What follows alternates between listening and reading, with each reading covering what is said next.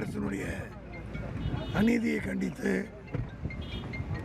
திராவிட முன்னேற்ற கழகத்தினுடைய தலைவர் தமிழ்நாட்டு முதலமைச்சர் தளபதி மு.க. ஸ்டாலின் அவர்கள் நேற்றைய முன்தினம் தமிழ்நாடு பூராவிலும் இன்றைக்கு ஒன்றிய அரசை கண்டித்து ஆர்ப்பாட்டம் நடத்த வேண்டும் என்று கேட்டுக்கொண்டதற்கு இணங்க மாவட்ட தலைநகர்களில் ஒரு ஆர்ப்பாட்டம் நடைபெற்றது.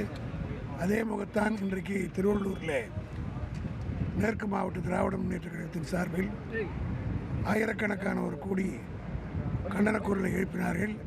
தமிழகத்துக்கு இழுக்கப்பட்டிருக்கிற அநீதியை மக்கள் மன்றத்தில் எடுத்து சொல்லி அதன் மூலமான தமிழ்நாட்டு மக்களுடைய உணர்வுகளை வெளிப்படுத்துகின்ற வகையில் இந்த ஆர்ப்பாட்டம் அமைந்தது. மிக எழுச்சியோடு நடைபெற்றது. அனைவரும் இந்த அநீதியை எதிர்த்து போராட வேண்டும் என்ற உணர்வோடு கண்டன முழக்கங்களை எழுப்பினார்கள்.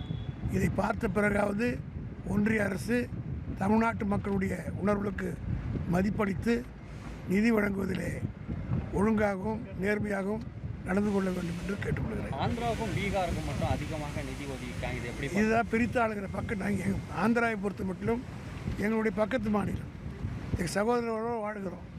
பல பேர் ஆந்திராவிற்கு திருவள்ளூர் எடுத்திங்கன்னா ஒரு 20-30 கிலோமீட்டர்லேயே ஆந்திரா பார்டர் வந்துடும். இப்போ எங்கள் 2 பேருக்கும் இடையிலேயே ஒரு பிளவு ஏற்படுத்துவதற்காகத்தான் சென்று முடிக்கின்ற வேலையில் ஒன்றிய அரசு ஈடுபட்டுருக்குதுன்னு நான் கருதுகிறேன். காரணம் என்னென்னா, அங்கே ஏன் கொடுத்தேன்னு கேட்போம்னு நினைக்கிறேன். நாங்கள் அதை கேட்க மாட்டோம். எங்களுக்கு கொடு என்று தான் கேட்போமே தவிர அவர்களுக்கு ஏன் கொடுத்தேன் என்று கேட்கிற எண்ணம் எங்களுக்கு கிடையாது.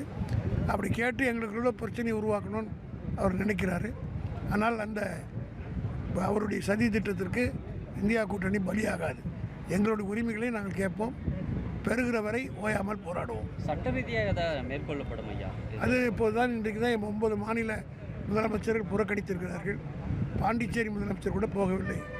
ஆகவே இது குறித்து இந்தியா கூட்டணியுடைய தலைவர்கள் முடிவெடுத்து தளபதி மு.க. ஸ்டாலின் அவர்கள் அவருடைய ஆலோசனை பெற்று நல்ல முடிவெடுப்பார்கள். தமிழக பாஜக சார்பில் இது தொடர்பாக யாருமே ஒரு கருத்தும் தெரிவிக்க அவர் தமிழ்நாட்டிலே இல்லை என்ற முடிவுக்கு வந்துட்டார். தமிழ்நாடு அவங்களை காலி பண்ணிடுச்சு. அதனால் அந்த தலைவர்கள்லாம் தமிழ்நாட்டை விட்டு வேறு ஊருக்கு தான் போய் அரசியல் நடத்துவாங்க என்று நினைக்கிறேன். தமிழக முதல்வர் பற்றி பிரேமலதா விஜயகாந்த் கடுமையான ஒரு விமர்சனம் உடல்நலத்தை பற்றி வச்சுருக்காங்க. அது எப்படி பார்க்குறீங்க? அவருடைய அரசியல் மெச்சூரிட்டி அவ்வளோதான். அந்த அம்மா அரசியலில் பக்குவம் பெறவில்லை என்பது நாங்கள் அந்த அம்மா பற்றி பேச ஆரம்பித்து அவங்க தாங்க மாட்டாங்க. வெளிப்படையாக சொல்லணும்னா விஜயகாந்த் சாவுக்கே காரணம் அந்த அம்மா தான்.